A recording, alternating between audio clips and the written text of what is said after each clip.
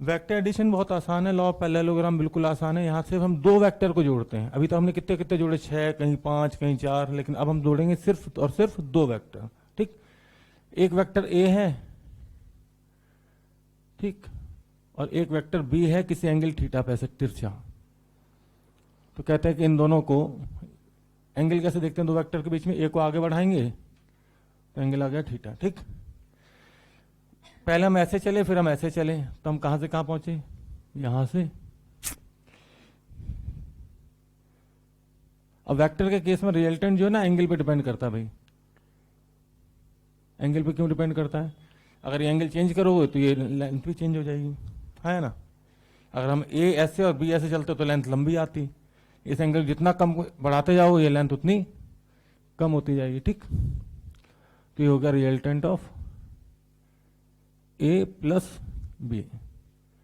अब एक मेरे साथ भाई साहब आए सामने, तो इसको हम बोलेंगे लॉ ऑफ ट्रायंगल। क्या बोलेंगे, लॉ ऑफ ट्रायंगल। ठीक, अब इसी को अगर तुम्हें लॉ ऑफ पैरेललोग्राम बोलना है तो बहुत आसान है। हम सबको पता है कि इस वेक्टर को हम इधर शिफ्ट करने पे सवाल चेंज नहीं होगा, तो इसको अगर मैं इधर चेंज कर दूं तो ये बी बन जाएगा, और ए को ऊपर शिफ्ट कर दूं तो ये ए बन जाएगा। और अब इसे हम बोलेंगे लॉ ऑफ पैरेललोग्राम। तो बात एक ही है, पैरेललोग्राम बोलो ट्रायंगल बोलो कोई फर्क नहीं पड़ता। ठीक, कोई दिक्कत नहीं।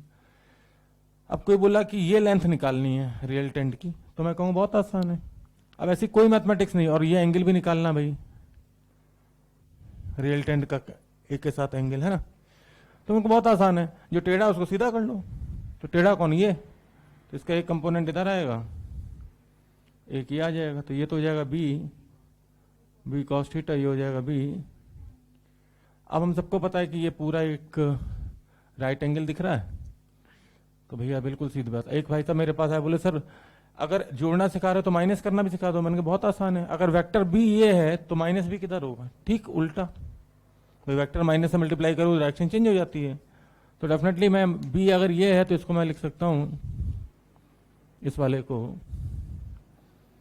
माइनस बी, और फिर यहां जो रिजल्टेंट आएगा इसको नाम मैं दे देता हूँ R2, इसको R1 दे देते हैं, और ये हो जाएगा क्या, ए प्लस ऑफ माइनस बी। एक ही बात है, ए माइनस बी लिखो या प्लस ऑफ माइनस बी लिखो, ठीक, कोई दिक्कत। तो एक तीर से दो शिकार।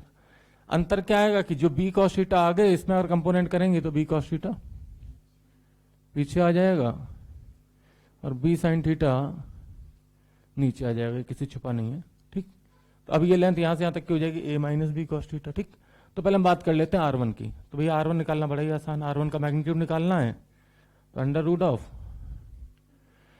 ए प्लस बी कॉस थीटा, सही है, A plus B cos theta का whole square plus B square sine square theta, मैंने पाइथागोरस लगाया है ना, X square plus Y square. इसको ओपन करेंगे, हालांकि रिजल्ट तुम लोगों को पता होगा, तो हो जाएगा a square plus B square cos square theta plus 2ab cos theta plus B square sine square theta. लेकिन अगर हम b square cos square theta और b square sine square theta को एक साथ लिखें तो बी स्क्वायर हो जाएगा, तो मैं डायरेक्ट लिख रहा हूं a square plus B square plus 2ab cos theta, कोई दिक्कत। इसी तरीके से अगर कोई R2 का मैग्नीट्यूड चाहिए, R2 का, तो मैं तो सिर्फ इतना बोलता हूं कि यार ये डिस्टेंस हो जाएगी बी ए माइनस बी कॉस थीटा, तो जहां जहां बी है वहां माइनस बी लगा दो। ये डिस्टेंस अब कितनी बची, ये पूरी ए थी और बी कॉस थीटा हम वापस आ गए, तो ये बची ए माइनस। तो अगर कोई R2 का रिजल्टेंट पूछ रहा तो मैं कहूंगा under root of A minus B, अगर पूरा लिखने का मन है तो, plus B square sine square theta. और इसको जब ओपन करोगे तो भैया सबको पता है ए माइनस बी का होल स्क्वायर क्या होता है, a square plus B square cos square theta plus minus 2ab cos theta. ठीक, तो मैं तो कहूंगा सिंपली ये लिख लो ए स्क्वायर प्लस, देखो बी की अगर माइनस बी रख देना तो भी बात वही आएगी, plus 2a minus B cos theta. बात एक ही है भैया, आप चाहो तो इसको ऐसे भी लिख सकते हो, मुझे कोई दिक्कत नहीं है, लेकिन मैं सिर्फ इतना दिखा रहा हूं कि बी की जगह सिर्फ क्या रख दो, माइनस बी, तो भी बात एक ही है। तो ये डिफरेंस का फार्मूला हो गया, ये सम का फार्मूला हो गया, कोई दिक्कत इतने में। बैक की क्वालिटी बाद में चेक कर लेना, हाँ हाँ कहीं नहीं जा रहा हूँ। कोई दिक्कत? कोई पूछे कि एंगल फाई कितना होगा तो मैं डेफिनेटली लिख सकता हूँ tan फाई बराबर भाई परपेंडिकुलर अपॉन बेस, नीचे निगाह नहीं झुकनी चाहिए यहाँ पे, परपेंडिकुलर अपॉन बेस। परपेंडिकुलर में क्या है बी, और बेस में कितना भैया, बस फार्मूला भी। ये एंगल जो फाई है ना वो रिजल्टेंट का है ए के साथ, ठीक, कोई दिक्कत? अब किसी ने मुझसे कहा कि सर अगर ए और बी बराबर हो जाए, तो मैंने कहा कर दो बराबर, क्या दिक्कत है, इसका सबसे ज्यादा यूज होगा। ए और बी बराबर हो गए तो भाई ध्यान देना, इसको मैं लिखता हूँ a square plus 2a square cos theta, तो ये ए स्क्वायर तो ये हो गया 2a square plus 2a square cos theta, तो 2a square common into 1 plus cos theta, कोई दिक्कत? अब मैं यहाँ पे कॉस 2 थीटा का फार्मूला यूज करने जा रहा हूँ ताकि 1 को हटा सकूं। तो कॉस 2 थीटा का फार्मूला होता था 2 cos square theta by 2 minus 1। Cos 2 theta का फार्मूला होता था 2 कॉस स्क्वायर थीटा माइनस 1, लेकिन कॉस थीटा है तो याद दिला दें आपको ये फार्मूला, पहला lecture mathematical tool, cos 2 theta बराबर 3 फार्मूले लिखाए थे। अब यहाँ थीटा है तो यहाँ पे यहाँ 2 थीटा, तो यहाँ थीटा आएगा, लेकिन यहाँ थीटा होता तो यहाँ थीटा बाई 2 आता, तो 2a स्क्वायर 1 से 1 कैंसिल हो जाएगा, ये -1 कर दूं या नहीं, तो अभी नहीं करूँगा, नहीं तो डायरेक्ट तो कहेंगे अरे बाप रे बाप डायरेक्ट लिख दिया। 1 से 1 कैंसिल, ध्यान देना कॉस पे भी स्क्वायर है, 2 पे भी स्क्वायर है और ए पे भी स्क्वायर है, तो आर का फार्मूला आ जाएगा 2a कॉस थीटा बाई 2, ठीक, कोई दिक्कत? अगर ये फार्मूला हम डिफरेंस के केस में देखते हैं, ए और बी बराबर हो जाएं, अगर ए और बी बराबर होगा तो डेफिनेटली अब ये लिख पाओगे आप a square plus a square minus 2a square cos theta, तो ये 2a square common 1 minus cos 2 theta का एक और फार्मूला हमने पढ़ा था, याद है किसी को? ये तो ये पढ़ा था, एक पढ़ा था हमने 1 माइनस 2 साइन स्क्वायर थीटा, कोई दिक्कत? क्योंकि अब मुझे 1 यहाँ पे लिखेंगे तो 1 से 1 कैंसिल हो जाएगा, तो अब मैं देखूं तो इसको मैं ऐसे लिख सकता हूँ भाई 2a square into 1 minus cos theta को लिख रहा हूँ मैं 1 minus 2 sign square theta by 2, ठीक, यहाँ 2 थीटा था तो यहाँ थीटा आता है, यहाँ थीटा होता तो यहाँ थीटा बाई 2 आता है, 1 से 1 ये वाला कैंसिल हो जाएगा, माइनस माइनस प्लस हो जाएगा, ये दो रूट के बाहर, ए स्क्वायर पे पहले ही, तो बस ये याद रखना डिफरेंस होता है तो साइन वाला आता है और जब सम होता तो कॉस वाला आता है, ठीक, कोई दिक्कत? कोई दिक्कत नहीं। अब समझने की कुछ चीजें बची हैं जो सवाल हैं, बेसिकली थ्योरी नहीं है, सवाल हैं वो, ठीक। सवाल ये है कि यार दो वेक्टर का जो सम है वो मैक्सिमम कितना हो सकता है, तो 0 डिग्री पे होगा a प्लस बी के बराबर। ध्यान से देखना क्योंकि रिजल्टेंट हमेशा एंगल पे डिपेंड करेगा, ध्यान दे। जैसे किसने कहा मैं ऐसे चला a, फिर मैं b ऐसे चला, ठीक, दूसरे ने कहा नहीं नहीं ये 0 डिग्री पे है ना, दूसरे ने कहा मैं a ऐसे चला लेकिन b ऐसे चला, एंगल चेंज तो आप देख सकते हो, रिजल्टेंट की लेंथ भी चेंज, ठीक, कोई दिक्कत? तीसरे ने कहा नहीं नहीं मैं तो 180 पे चलूंगा, a ऐसे चला और b घूम के चला गया, ठीक, तो ये आ जाएगा रिजल्टेंट, देख सकते हो यहां से यहां तक का बस, ठीक। तो वेक्टर के केस में ऐसा नहीं होता कि 3 और 2 हमेशा 5 हो, डिपेंड करेगा कि कितने एंगल पे जोड़ा है, ठीक। तो आपको मैं बोलना चाहूंगा कि दो वेक्टर का रिजल्टेंट मैक्सिमम होता है 0 डिग्री पे, वैसे भी अगर मैथ से प्रूफ करें तो cos 0 की वैल्यू मैक्सिमम होती है 1, ठीक, और यहां अगर 1 रख देंगे तो ये बन जाएगा a प्लस बी का होल स्क्वायर, वो स्क्वायर से रूट हट जाता है, ठीक।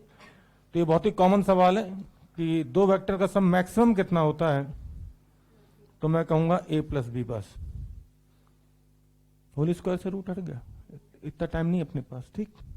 और वो इसलिए होगा क्योंकि भैया 0 डिग्री पे सीधे सीधे चलना है, a चला b चला, ठीक। तो एक सवाल आता है कि एक वेक्टर है 5 और एक वेक्टर है 3, तो उन दोनों वेक्टर का जो रिजल्टेंट होगा वो किस रेंज से किस रेंज में आएगा, तो मैक्सिमम वैल्यू हो सकती है 5 और 3 8 और मिनिमम होगी 5 माइनस 3 2, तो बाकी सारे वेक्टर उन्हीं के बीच में होंगे, डिपेंड करेगा कि एंगल कितना है। ठीक, कोई दिक्कत?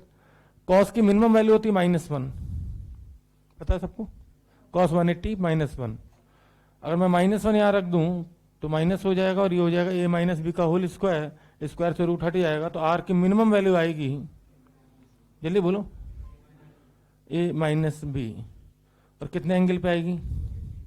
a आगे गए और b पीछे गए। तो ये बहुत ही कॉमन सवाल आपको बता दें कि बाकी सारे वेक्टर्स की वैल्यू इनके बीच में ही होगी। ठीक, तो ऑब्जेक्टिव में एक सवाल बनता है कि भाई एक वेक्टर है 5 और एक वेक्टर है 3, तो बताओ कौन सा वेक्टर इनके बीच में रिजल्टेंट नहीं हो सकता? तो 2 से कम नहीं हो सकता और 8 से ज्यादा नहीं हो सकता। ठीक, कोई दिक्कत तो नहीं? मिनिमम से कम नहीं हो सकता और मैक्सिमम से ज्यादा नहीं हो सकता। बहुत ही कॉमन सवाल है मेडिकल का, कोई दिक्कत तो नहीं इतने में? सही है, चलिए आगे बढ़ते हैं। ये सब सवाल है ना? ठीक, अब किसी ने मुझसे कहा कि सर जरा सोच के बताओ। मैंने कहा क्या बताऊं सोच के? बोले सर वेक्टर ए है, वेक्टर बी है। ठीक, ध्यान देना, वेक्टर ए है और वेक्टर बी है, कोई दिक्कत तो नहीं? कह रहे हैं कि वेक्टर का जो सम है और जो डिफरेंस है अगर वो बराबर हो तो find angle between A and B, find angle between A and B. अब इसके 2-3 तरीके मैं आपको बताता हूं, बहुत ही कॉमन सवाल, इफ लिख देते हैं यहां पे। ठीक, पहला तरीका, सम का फार्मूला ये रहा, डिफरेंस का ये रहा। अब सोचो ये फार्मूला इसके बराबर कब हो सकता है? जब ये 0 हो जाए। और ये 0 कब हो सकता है? जब कॉस थीटा 0 हो जाए। और कॉस थीटा 0 कब होगा? जब थीटा 90 होगा। क्या मेरी बात समझ पा रहे हैं? सम का फार्मूला ये रहा, a² + b² + 2ab cos theta.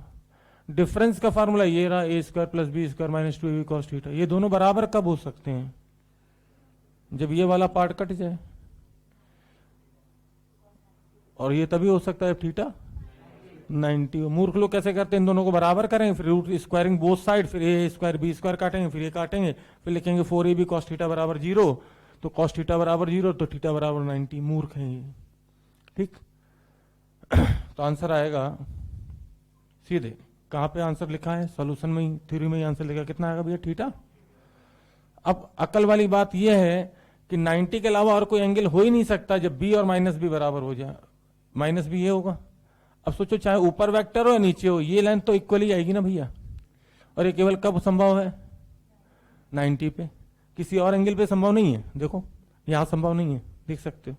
ये a + b है, ये इतनी लंबी लेंथ, और a - b किया तो लेंथ घट गई। लेकिन ये लेंथ इक्वल हो सकती है कब? जब थीटा कितना हो? 90 डिग्री। तो वो डायग्रामेटिकल रिप्रेजेंटेशन है जिससे फीलिंग आती है कि हाँ भाई और किसी केस में ऐसा नहीं हो सकता। ठीक, क्या मेरी बात समझ पा रहे हैं? सही है, सवाल वही, सोच नहीं। फिर एक साहब आए मेरे पास, बोले सर इफ वेक्टर ए बराबर वेक्टर बी। मैंने बहुत खुशी हुई जान के। और साथ में बोल रहे हैं सर a + b जो है ना, और a - b बराबर है, और साथ में √2a के बराबर है, तो find angle between A and B. Find angle between, एक मिनट रुक जाओ, A and B and A and R. Resultant के साथ भी एंगल बताओ। ठीक, अब मूर्ख प्रजाति होती फिर फंस जाती है मूर्खों की तरह। भैया सिंपल है, a + b a - b के बराबर तभी हो सकता है जब 90 का एंगल हो। और 90 का एंगल होगा तो सोचो ये भी a है और ये भी a बोल रहा है, b बराबर a दे रखा है, तो सोचो पाइथागोरस से कितना आएगा? √2, और ये भी कितना आएगा? √2a। ये r का वैल्यू √2a आ गई। अब कह रहा है कि a और b के बीच का एंगल बताओ, तो 90 डिग्री, और रिजल्टेंट और a के बीच का बताओ तो 45। सवाल तो सामने लिखा था, सॉल्यूशन। कोई दिक्कत? कोई दिक्कत? क्या मेरी बात समझ पा रहे हैं? 45 परपेंडिकुलर और बेस इक्वल हो तो भैया एंगल 45 बनता है। कोई दिक्कत तो नहीं? अब हर सवाल में पब्लिक क्या चाहती है? हम तो लिख लिख के घिस घिस के सॉल्व करेंगे। ऑब्जेक्टिव सवाल नहीं है भैया, सब्जेक्टिव नहीं है, ऑब्जेक्टिव है। बोर्ड चला गया, जमाने चले गए, और लिखने बैठे तो दुनिया तो मैं पीछे छोड़ देगी 100%। क्योंकि ऐसे बहुत सारे लोग होंगे जो मेरी अप्रोच पे चलेंगे, और वो 15 लाख में से कम 10,000 तो ऐसे होंगे ही लोग, और उतने सिलेक्शन होते हैं, उतने सिलेक्शन होते हैं। 10,000 के ऊपर की रैंक तो बेकार है, कुछ मिलेगा ही नहीं। कोई दिक्कत? अब फिर आ जाओ आगे। एक भाई साहब फिर से आए और बोले सर, मैंने कहा क्या बे? बोले सर इफ मॉड ए बराबर मॉड बी। मैंने कहा बड़ी खुशी हुई जान के। और बोले सर जो रिजल्टेंट है ना वो हम ए प्लस बी कर रहे हैं, मतलब कि सम कर रहे हैं, सब्सट्रैक्ट नहीं कर रहे हैं। अब बोले सर जो मॉड आर है ना वो √3a के बराबर है। किसके बराबर है? √3 के। तो बताओ ए और बी के बीच का एंगल क्या होगा? Find angle between A and B. अब मुझे एक चीज तो पक्के से पता है, ध्यान दो कि एंगल 90 से छोटा आएगा। क्यों आएगा बताता हूं। जैसे जैसे एंगल बढ़ता था ये लेंथ घटती थी। देखो ये एंगल, ये लेंथ ऐसे अभी 0 पे, ठीक 0 पे ये लेंथ आ रही है। थोड़ा सा एंगल इधर करोगे तो ये लेंथ आएगी, ये लेंथ और इधर करोगे तो ये लेंथ आ जाएगी। और आप देख सकते हो रिजल्टेंट की लेंथ एंगल बढ़ाने पे घट रही है। एंगल बढ़ाने पे लेंथ क्या हो रही है? रिजल्टेंट की घट रही है, हाँ है ना। तो इसका मतलब है कि अगर हम रिजल्टेंट की लेंथ बढ़ाना चाहते हैं, √2 भैया √3 √2 से बड़ा होता है, तो इसका मतलब एंगल घटाना पड़ेगा। और 90 से कम एंगल कौन सा होता है? 60 या 30, 60 या 30, ठीक। 30 पे अगर होता तो √3 कभी नहीं आता, क्योंकि साइन की वैल्यू √3 होती नहीं है, 60 पे होती है √3/2, ठीक। अब दूसरी चीज, अगर मान लो इतनी मेहनत नहीं करना चाहते, सोचना ही नहीं चाहते, भगवान ने दिमाग नहीं दिया, सर हम पैदा लेंगे कल से, तो ध्यान दो सामने देखो, सिर्फ ये फार्मूला रट्टा मार लेना। √3/2, √3 रखा है यहाँ पे, रखा, ए से गया, 2 नीचे आ गया, cos थीटा 2 बराबर √3/2। बता सकते हो cos थीटा की वैल्यू √3/2 कब होती है? 30 डिग्री। तो थीटा 2 बराबर 30, तो थीटा बराबर 60। क्या आप समझ गए सॉल्यूशन? पूरा लिखने की जरूरत तो नहीं है। यहां पे जैसे तुम √3a रखोगे, ए से गया, 2 नीचे आ जाएगा, √3/2। तो cos थीटा 2 बराबर √3/2, तो थीटा/2 कितना? 30, तो थीटा 60। कोई दिक्कत? समझ गए? कोई दिक्कत तो नहीं? अब ध्यान दो, फॉर्मूले से डायरेक्ट आ जाएगा थीटा 60, लेकिन अगर मैं डायग्राम से समझाना चाहूं, प्लीज ध्यान देना डायग्राम से, तो भैया ए ये होगा और बी भी ए के बराबर है। तो खुद सोचो कि ये √3 कब आएगा? 90 से तो कम ही एंगल होना चाहिए। तो कितने पे आएगा ये जब थीटा? जल्दी बोलो। 60। अब जरा अकल लगाओ कि अगर यही चीज मैं माइनस कर दूं, क्या कर दूं? माइनस, तो सोचो ये बी और बी बराबर ए है, ठीक। तो बताओ ये लेंथ कितनी आएगी? गधों कभी 10th पास किए हो?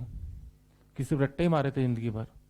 ये ए, तो ये ए, मूर्ख लड़की, ए ही आएगी। इसलिए आएगी कि ट्राइंगल के आमने सामने दो, अगर साइड इक्वल हो ना तो उनके आमने सामने वाले एंगल भी इक्वल होते हैं, ठीक। ये 60 है तो ये 60। अच्छा ये बताओ ये ए है और ये ए है, तो ये 60, तो इसके सामने वाले आमने सामने के एंगल भी इक्वल होंगे, तो ये भी कितना होगा? 60। अब ये 60, तो तीसरा एंगल भी कितना? और अगर ट्राइंगल में तीनों एंगल सेम हो, इक्विलेटरल ट्राइंगल, तो इसका मतलब रिजल्टेंट भी कितना आएगा? ए के बराबर ही आएगा। पता चला? 10th पास कर दी, ठीक।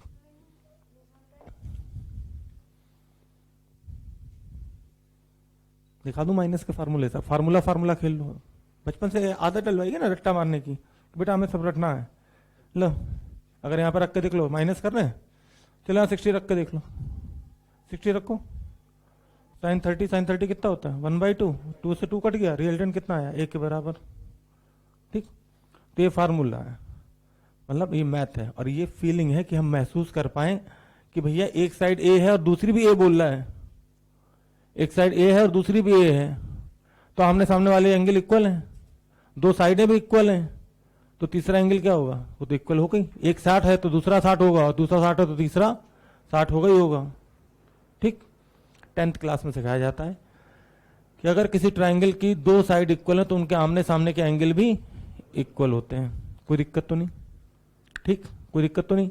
अब इसी पे मैं तीसरा सवाल बना दूंगा, यहीं पे ध्यान देना भाई, फोटो ये रहेगा, सवाल तीसरा ध्यान देना।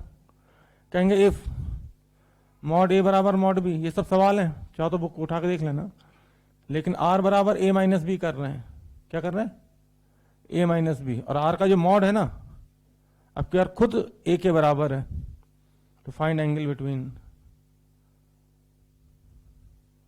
ए एंड बी, और दोनों के सॉल्यूशन ऊपर चिपके हुए हैं।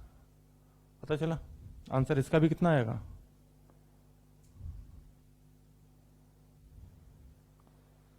चाहो तो आर की वैल्यू ए रख लो यहाँ पे, आर बराबर ए रखो भाई, ध्यान दो, आर बराबर ए रखोगे, ए से ए कट जाएगा, देखा? कोई दिक्कत तो नहीं? तो ये 2 नीचे आ जाएगा 1/2, तो साइन थीटा बाई टू बराबर 1/2, तो थीटा बाई टू बराबर 30 डिग्री, तो थीटा बराबर 60 डिग्री। कोई दिक्कत? पक्का? कि लिख के दिखाऊं?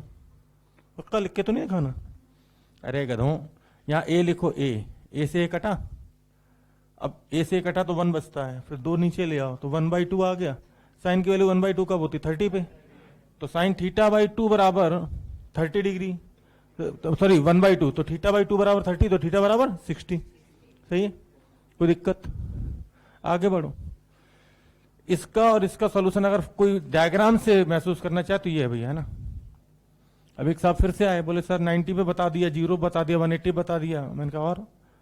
तो भाई ध्यान दो, फिर एक साहब आए, बोले इफ मॉड ए बराबर मॉड बी, पानी बाद में पी लेना, सिनेमा हॉल नहीं दे, मैं नहीं बैठे हो, ये पॉपकॉर्न भी खाओगे साथ में। आर बराबर ए प्लस बी, सही है? ठीक, ध्यान देना, कह रहा है जो मॉड आर है ना वो खुद मैग्नीट्यूड के बराबर अब की बार। अब बताओ एंगल कितना होगा? तो मुझे एक चीज पता है पक्के से, ठीक, कि यार आर तो ए के बराबर तभी आया था जब अभी ये नीचे वाला ट्रायंगल बना था, है ना? सही है? तो खुद सोचो कि अगर ये एंगल आएगा तो कभी रिजल्टेंट इसके बराबर आ ही नहीं सकता। ठीक, इसका मतलब है कि अगर हम फोटो से सीखें तो ए ऐसे रहा होगा, बी ऐसे रहा होगा, और बी बराबर ए है, तभी ये रिजल्टेंट जो है वो खुद आर जो है वो ए के बराबर आ सकता है।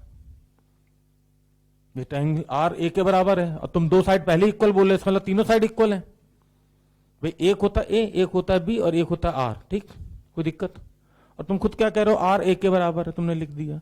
ए और बी तुम पहले बराबर बोल रहे हो। टॉपिक का नाम है लॉ ऑफ ट्राइंगल, इसका मतलब तीनों साइड इक्वल, और तीनों साइड इक्वल तभी हो सकती है जब ये क्या बने? Equilateral triangle. लेकिन एंगल जो आएगा 60 नहीं आएगा मुन्ना, टेल टू टेल जोड़ के निकालते हैं, तो ए और बी के बीच में एंगल कितना आएगा? 120। हाँ, कोई आर और ए के बीच में पूछे तो 60 डिग्री। पता चला?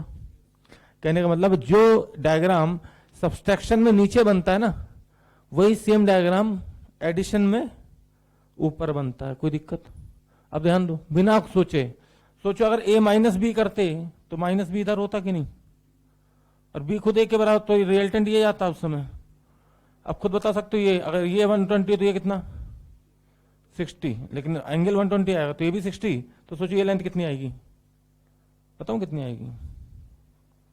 √3 है। जो डायग्राम इसमें ऊपर बनेगा वो इसमें नीचे बनेगा। समझ गए? कोई दिक्कत? पक्की बात? अब तुम्हें चलो फोटो से खेलना तो भाई फॉर्मूले से बता देते हैं, ये फीलिंग नहीं आ रही तो कोई बात नहीं। ठीक, क्या दिया? आर बराबर ए दिया, ए प्लस बी कर रहे हैं। एक काम करो, यहाँ पे ए की वैल्यू आर बराबर ए रख दो भाई। जैसे ए रखोगे ए से कट जाएगा, 1/2 आ जाएगा। कॉस थीटा बाई 2 बराबर 1/2 होता भैया 60 पे, तो थीटा बाई 2 60, तो थीटा बराबर 120। तो दोनों चीज बता दें, और किसी को फार्मूला खेलना तो यहाँ से खेल लेना। ठीक, और अगर उसकी फीलिंग आ जाए फोटो की तो सबसे बेटर तरीका होता है, 3 ही एंगल पे ध्यान देना है, 3 ही पूछेगा, एक तो 60, एक 120 और एक 90। कौन कौन से? 60, 120 और 90 का फोटो तो बिल्कुल आराम समझ में आ जाता है, कहां बना है। ठीक, 60 वाला जो फोटो होगा सम में, उसका ठीक उल्टा फोटो होगा 120 के केस में डिफरेंस में। समझ गए बात को? तो बताओ यहाँ पे एंगल क्या लिखें? कितना आ रहा है? थीटा 120। लेकिन इसी में एक और सवाल, अगर ये बोल दे कि इफ मॉड ए बराबर मॉड बी और a माइनस बी कर रहे हैं, क्या कर रहे हैं, और कह रहा रिजल्टेंट अब की बार √3a के बराबर आ रहा है, तो भी आंसर सेम रहेगा, क्योंकि आप चाहें तो मैं सॉल्व करके दिखा सकता हूं। √3a यहां डाल दो भाई, डिफरेंस का फॉर्मूला ये है, √3a यहां डाल दो, √3a, a से a कट गया, 2 नीचे आ गया। क्या बता सकते हो साइन में √3 की वैल्यू √3/2 कब होता है? 60 पे, तो थीटा बाई 2 बराबर 60। नहीं, एंगल 60 कहाँ आएगा, टेल टू टेल जोड़ के निकालते हैं ना बेटा, ये वाला एंगल आया। नहीं, माइनस बी के साथ एंगल थोड़ी देखते हैं, बी के फैक्टर के साथ देखते हैं एंगल, तो माइनस बी के साथ नहीं देखते हैं, वो तो हम कर रहे हैं माइनस बी, लेकिन एंगल तो बी के साथ ही, angle between A and b पूछा है, ए एंड माइनस बी पूछा है, तो फिर ये क्या है, और हमें एंगल किसके बीच में बताना है, बस तो हो गया, समझ गए। ठीक, तुम क्या सोच रहे हो कि ये वाला एंगल बता दो अपने, है ना, तो ये एंगल होगा ए और माइनस बी के बीच में, ठीक, जबकि उसने पूछा किसके बीच में, ठीक, कोई दिक्कत, किसी को अगर फार्मूला यूज करना तो कोई दिक्कत नहीं है, दो फार्मूले, अभी तक कोई ज्यादा फार्मूले नहीं आए, एक ये है, एक ये है और एक ये है भाई, तो अगर आप चाहें तो फार्मूले भी याद कर सकते हैं, ठीक ठीक। तो भाई ध्यान देना, अगर ए और बी बराबर है, एक बार मैं ब्रीफ कर देता हूं, अगर ए और बी बराबर हैं, ठीक, और अब प्लस कर रहे हो, प्लस क्या कर रहे हो, प्लस कर रहे हो, सब्ट्रैक्ट नहीं कर रहे हो, है ना, प्लस कर रहे हो, और रिजल्टेंट का मैग्नीट्यूड अगर 2a आ जाए तो थीटा 0। अरे भैया ये भी a और ये भी a, तो 2a तभी आ सकता है जब थीटा क्या हो, रिजल्टेंट का मैग्नीट्यूड अगर 0 आ जाए तो थीटा 180, रिजल्टेंट का मैग्नीट्यूड अगर √2a आ जाए, बोलो बोलो ले, थीटा 90, रिजल्टेंट का मैग्नीट्यूड अगर खुद √3a आ जाए तो थीटा, जल्दी बोलो फटाफट, ये तो तुम्हें हर जगह काम आएगा, इलेक्ट्रोस्टैट में भी एक इलेक्ट्रिक फील्ड इधर होगा, एक इलेक्ट्रिक फील्ड इधर होगा, और बीच में एंगल अगर 60 डिग्री हुआ तो मैं डायरेक्ट बोलूंगा ई नेट आएगा √3, पता चला क्यों, समझ गए क्यों, क्योंकि है तो वेक्टर ही ना, दो वेक्टर इक्वल है और 60 के एंगल पे तो रिजल्टेंट √3 आएगा, ठीक, तो ये तो हमेशा याद रखना है, ठीक, कोई दिक्कत तो नहीं। और भैया अगर इसकी वैल्यू खुद a के बराबर आ जाए तो थीटा 120, कोई दिक्कत, तो इस पूरे का ब्रीफ ये हो गया। अगर आप इसमें भी दिक्कत है तो इसकी वैल्यू उठा के फार्मूले में रखते जाना, आंसर आते जाएंगे, ठीक, कोई दिक्कत तो नहीं। लेकिन अगर ध्यान देना, लेकिन अगर उल्टा हो जाए, a minus B, a plus B की जगह a माइनस बी करें तो a और b इक्वल है, ठीक, हालांकि माइनस का कोई नहीं पूछता जल्दी, लेकिन अगर सिर्फ वेक्टर से ही सवाल आएगा तो पूछ सकता है ना, बोलो भाई a माइनस बी कर रहे हो, तो भैया अब उल्टा हो जाएगा, रिजल्टेंट अगर 0 आ रहा है तो थीटा 0, सोचो क्यों, बताऊं क्यों, क्योंकि तुम a जोड़ रहे हो और माइनस बी जोड़ रहे हो, माइनस बी, सही है, तो बिल्कुल उल्टे हो जाते हैं रिजल्ट, ठीक, और रिजल्टेंट अगर 2a आ जाए, कितना आ जाए 2a, तो थीटा 180, क्योंकि माइनस माइनस प्लस होता है भाई, ये था a और ये था माइनस बी, और 180 पे जोड़ोगे तो फिर ये पलट जाएगा, तो रिजल्टेंट कितना हो जाएगा 2a, समझ गए। 90 सिर्फ एक ऐसी वैल्यू है जिसपे आंसर चेंज होता भाई, रिजल्टेंट अगर √2a आ जाए तो थीटा कितना 90, रिजल्टेंट अगर √3a आ जाए, √3a ये रहा, तो थीटा 120, और a आ जाए तो थीटा 60, ठीक, इतने में जितने भी सवाल होते हैं सब कवर हो जाते हैं इसमें, और इतना जो मैंने लिखा है इसमें, ठीक। अगर कहीं डाउट है, मान लो कहीं डाउट आई गया बच्चे को कि भाई हम नहीं मानते, सर ने तो ये गलत लिख दिया, आर की वैल्यू 0 आएगी, थीटा बराबर 0, तो थीटा बराबर 0 यहां डाल के देख लो, थीटा 0 डालोगे, साइन 0 क्या होता है 1 होता है, ऐसे मूर्ख लोग हैं, इसको भी सोचना पड़ रहा है इनको, मतलब कॉन्फिडेंट नहीं है, अच्छा कहीं हम गलत तो नहीं बोल गए, ये क्या लगा है, जूता है, अरे कॉन्फिडेंस नाम की भी चीज होती है ना दुनिया में, कोई बेवकूफ बना रहा तो बनना नहीं ना भाई, यहाँ 0 डाल के देखो, सारे आंसर यहीं से आ जाएंगे, देखो डाल के देखो, 0 डालो भाई, थीटा 0 डालो 0, थीटा 180 डालो, 180/2 90 होता है, साइन 90 होता है 1, आ गया 2 है, रटने की जरूरत नहीं है, कोई कहे कि सर तो रटवा देते हैं, कोई जरूरत नहीं रटने की, ठीक, 180 पे आ गया 2 है, चलो भाई थीटा 90 डालो, 90 डालो, 90 का मतलब 45, 45 का मतलब कितना 1/√2, √2 से √2 कटा तो √2 है, दिख गया, 120 डालो भाई, तो 120 का मतलब 120/2 करेंगे तो कितना आएगा 60, साइन 60 की वैल्यू बोलो, √3/2, 2 से 2 कट गया, √3 है, दिख गया।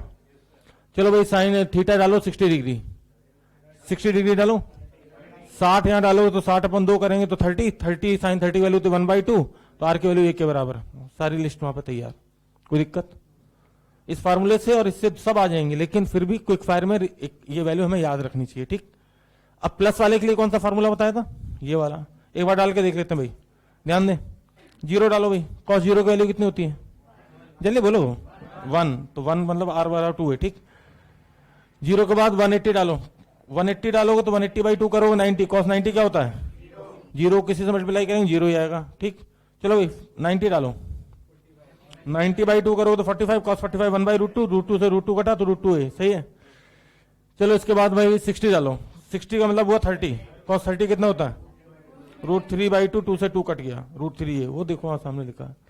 120 डालो, cos 120/2 मतलब cos 60 वैल्यू 1/2, 2 से 2 कट गया, r बराबर a, ठीक। कुल मिला के इस फार्मूले से सब कुछ आ जाएगा इन दोनों से, लेकिन फिर भी बात है फीलिंग की कि हमें कुछ याद रह जाए। फोटो मैं इसीलिए बनाता हूं ताकि लोगों को याद रह जाए साइड देख के कि यार ये तो लेंदी आ रही है, लंबी है तो ये √3 होगी, यार ये तो छोटी है तो a के बराबर होगी, ठीक। पूरा बोर्ड भर चुका है, सवालों की लिस्ट पूरी तैयार है। बेसिकली ये सब सवाल हैं ना जो तुम्हारे सामने ऑब्जेक्टिव में आएंगे, तो मैंने क्या करता हूं उन सवालों को थ्योरी बना के पहले ही कॉपी में करा देता हूं, तो दिक्कत ही नहीं, नोट कर लीजिए। ये सवाल तो मोस्ट कॉमन है, 2 बार नीट में आ चुका है, नीट में 2 बार आ चुका है। जल्दी, if sum of 2 unit vectors is a unit vector, find the magnitude of their difference, ठीक। बोर्ड पे सॉल्यूशन है पूरा। दूसरा सवाल देखो, इफ मॉड ऑफ f1 बराबर मॉड ऑफ f2, बच्चे क्या सेम सवाल देख के भी बेचारे पहचान ही नहीं पाते, बराबर mod of f1 plus f2 बराबर 3 Newton, find mod of f1 minus f2। इसका भी सॉल्यूशन बोर्ड पे है, इस समय भी है। तीसरा, इफ r बराबर a plus B, a plus B कर रहे हैं, माइनस नहीं कर रहे हैं ना, और कह रहे हैं कि r जो है ना वो a के परपेंडिकुलर है, और साथ में कह रहे हैं कि r का जो मैग्नीट्यूड है वो b/2 है। अब ये सवाल फार्मूले से नहीं हो सकते। फाइंड एंगल बिटवीन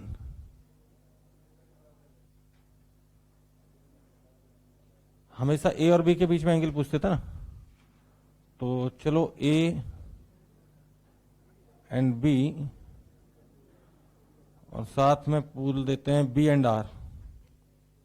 a और b के बीच में भी एंगल बताओ और b और r के बीच में भी एंगल बताओ, ठीक। एक और सवाल करे, सवाल पे सवाल, इफ r बराबर a प्लस बी और r जो है वो a के परपेंडिकुलर है, और जो a है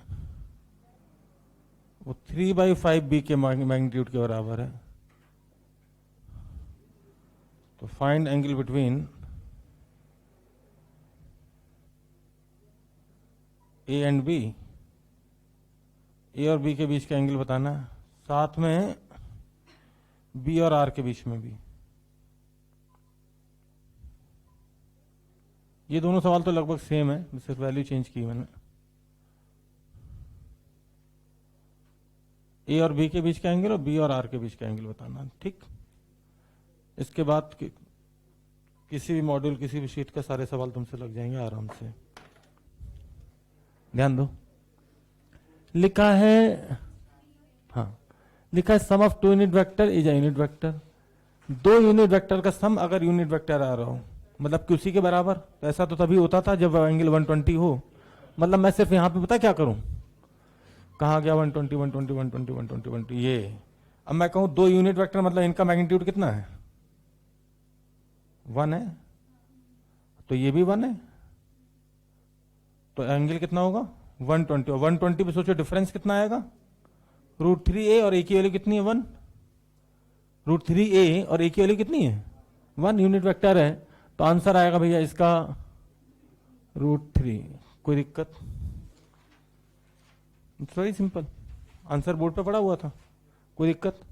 अब ध्यान दो, सामने देखो, अब इसी ए को मैं 3 लिख दूं, देखो ये F1 बराबर F2 बराबर, रिजल्टेंट भी बराबर है लेकिन 3 के बराबर है, तो ए की वैल्यू अगर मैं 3 लिख दूं, ए की वैल्यू कितनी लिख दूं, 3, ए 3, बी 3, और ए और बी का रिजल्टेंट मतलब ए प्लस बी भी 3, तो आंसर कितना आना चाहिए, √3a, और ए की वैल्यू कितनी ले ली, 3, तो भैया आपको बता दूं यहां आंसर आएगा, वैसे तो आंसर √3a है लेकिन क्या बताएं ए की वैल्यू 3 है, तो आंसर आएगा 3√3। कोई दिक्कत, पक्की बात।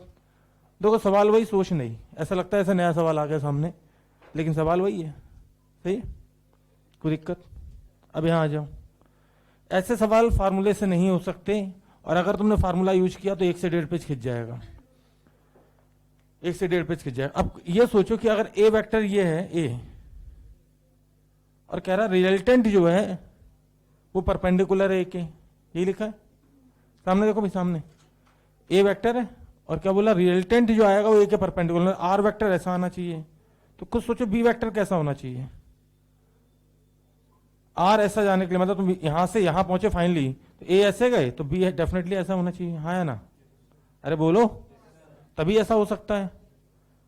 कोई बोल रहा है कि तुम फाइनली यहां थे और यहां पहुंचे, लेकिन पहले तुम ऐसे गए, तो बताओ कैसे चले होगे अब कि यहां पहुंच जाओ, तो जाहिर सी बात ऐसे चले होंगे, कोई दिक्कत। साथ में ये भी चिल्ला चिल्ला के बोला कि जो आर है ना वो b/2 का, बी का आधा है। अब खुद बताओ यार, ये बी है ये b/2 है, परपेंडिकुलर पता है, हाइपोटेन्यूज पता है, तो मुझे लगता है ये एंगल 30 है, कोई दिक्कत, कोई दिक्कत नहीं, पता नहीं, समझ में आया, परपेंडिकुलर पता है, हाइपोटेन्यूज पता है, और दोनों का रेशियो 1/2 पता है, तो साइन थीटा बराबर परपेंडिकुलर अपॉन हाइपोटेन्यूज, बी से बी कट गया तो 1/2, तो साइन थीटा की वैल्यू 1/2 मतलब थीटा 30, लेकिन आंसर आएगा, आपको बता दें, एंगल बिटवीन टू वेक्टर्स आएगा 150। हालांकि बी और आर के बीच में हेड टू हेड जुड़ा हुआ, तो ये आंसर 60, तो आपको बता दें इसका आंसर आएगा 60, जबकि इसका आंसर आएगा 150 ना कि 30। समझ गए क्यों, क्योंकि दो वेक्टर के बीच में एंगल कैसे निकलता है, हेड टू हेड जोड़ के या फिर टेल टू टेल जोड़ के, कोई दिक्कत, सही है। अरे लिखो नहीं, अभी नीचे वाले पे आ जाओ, सवाल वही, सोच नहीं, सामने देखो, ए प्लस बी है और ए आर ए के परपेंडिकुलर, तो ये ए हो गया, और क्या बोला कि जो आर है वो ए के परपेंडिकुलर, इसीलिए डायग्राम सिखाया था कि जब टफ सवाल आएगा तो बिना डायग्राम को होगा ही नहीं। और ए की वैल्यू कितनी है, तो भैया ये तो पक्की है कि बी ऐसे होगा, हाँ है ना, और ए की वैल्यू कितनी है 3/5 बी, तो सोचो हाइपोटेन्यूज पता है, बेस पता है, तो एंगल बता सकते हो कितना आएगा, अरे बेस अपॉन हाइपोटेन्यूज करेंगे, बी से बी कट गया तो 3/5, तो कॉस थीटा बराबर 3/5 मतलब थीटा बराबर 53 डिग्री, लेकिन आंसर 53 नहीं होगा, आंसर होगा 180 माइनस 53। समझ गए, हाँ, और कोई आर और बी के बीच का एंगल पूछे तो सही है कितना, तो इसका आंसर तो 37 आएगा, लेकिन इसका आंसर आएगा कितना 180 माइनस 53, कितना आएगा भैया 180 माइनस, जल्दी जल्दी में ज्यादातर जनता तो यही गलती कर देती है, आंसर देखा इधर 53, सब कुछ सही किया, ये 53 देख के जल्दी से आंसर 53 टिक कर दे, भैया ये एंगल हो ही नहीं सकता, क्योंकि एक का माथा और एक के पैर, गलत बात, सही है। दो वेक्टर्स के बीच में हमेशा एंगल कैसे निकालते हैं, पहले टेल टू टेल जुड़ा हो या फिर हेड टू हेड जुड़ा हो, कोई दिक्कत, खत्म। अब आप फोटो खींचो, लिखो, जो करना हो। आपको बता दें इन सबके सवाल, ये फोटो डायग्राम बनाना इसीलिए सिखाए थे कि अगर ये डायग्राम बनाना आता तो अपन फटाफट बिना कैलकुलेशन के सवाल सॉल्व कर पाएंगे, नहीं तो यही सवाल सेम आपको किसी ऑब्जेक्टिव किताब में मिल जाएगा, जैसे प्रदीप आती ना, जो सब आती हैं, और 1.5 पेज के सोल्यूशन उन्होंने किए हुए हैं इसी सवाल के, नहीं डायग्राम बनाते आसान हो जाता है, बना लो ना डायग्राम, कोई दिक्कत तो नहीं ना भाई, 3 तो साइड ही, एक ए एक आर और एक बी कुल मिला के, और आर अगर ए के परपेंडिकुलर, तो ये अंडरस्टूड है कि एक आदमी पहले ऐसे चला और कह रहा पहुंचा यहाँ पे, तो जाहिर सी बात फिर ऐसे चला होगा, दोबारा पूछना है पक्का। देखो ऊपर के जो 2 सवाल थे उनका आंसर तो यही लिखा था, अगर रिजल्टेंट वेक्टर ऐड करने पे खुद वेक्टर के बराबर ही है, तो इसका मतलब एंगल 120 होगा, 120 पे जो डिफरेंस लेते हैं वो √3 के बराबर होता है, अब ए की वैल्यू एक बार 1 लिख दी तो यूनिट वेक्टर बोल दिया, एक बार √3 लिख दी तो आंसर 3 लिख दी तो √3 आ गया, है ना। फिर नीचे वाले 2 सवाल एक जैसे हैं कि जो रिजल्टेंट है वो अगर एक के फार्मूला मत लगाओ, क्यों लगाओगे जब यहाँ सीधा सीधा पूरी थ्योरी में मैंने लिख रखा है। डिफरेंस का मैग्नीट्यूड ही है ये डिफरेंस लिखा और इसका मैग्नीट्यूड ये लिखा, क्यों फार्मूला। थ्योरी में ऑलरेडी सब कुछ आ गया और तुम्हारे पास, तुम्हें क्या लगता है मेडिकल एग्जाम में 5 मिनट होंगे एक सवाल के लिए? 30 सेकंड में सवाल पढ़ना होगा, समझना होगा और बाकी 30 सेकंड में आंसर देना है। 1 घंटे में 45 सवाल करने हैं। कितना टाइम आया है एवरेज? 1 मिनट में 1 सवाल। 1 मिनट अगर तुम ध्यान से देखोगे ना तो तुम अभी 5 मिनट दे चुकी हो मुझे सिर्फ वहां से यहां तक पढ़ने में। तो कहीं ऐसा ना हो कि तुम्हारी स्पीड के चक्कर में पेपर आधा छूट जाए। और होता है नॉर्मली लोगों के साथ, हर साल होता है। 45 नहीं, मान लो तुम्हें 40 भी करने, 1.5 मिनट भी मिल गया तो 1.5 मिनट में गोले भी भरने हैं, सवाल पढ़ना भी है, ठीक, सॉल्व भी करना है अगर सॉल्व करना पड़ा। क्योंकि कुछ सवाल तो कम से कम ऐसे रखो जो तुरंत फटाफट कर लो, नहीं समझी। और कुछ सवाल टफ भी होंगे जो जिसमें कैलकुलेशन होगी मजबूरी होगी, तो वहां तो तुम्हें टाइम देना ही देना है। तो इसलिए मेरी कोशिश हमेशा ये रहती है कि कितनी जल्दी आंसर तक पहुंचने का तरीका तुम्हें बताऊं, ठीक। बोर्ड का मास्टर होता डेफिनेटली इसको 5-7 मिनट 10 मिनट सवाल में लेता, आराम से सॉल्व करता, ठीक। लेकिन वो बोर्ड में ठीक है क्योंकि वहां 4 सवाल 8 सवाल न्यूमेरिकल आते हैं, 10 आते हैं। यहाँ 45 में तो नंबर से एकदम बढ़ रहा है और टाइम एकदम घट रहा है। वहां टाइम 3 घंटे मिलता है, शायद न्यूमेरिकल बोर्ड में 15 भी नहीं होते ढंग से, है ना। और यहाँ पे टाइम हो गया 1/3 और न्यूमेरिकल हो गए 3 गुना, तो 9 गुने का डिफरेंस है। तो हमें कहीं ना कहीं स्पीड बढ़ानी पड़ेगी ना।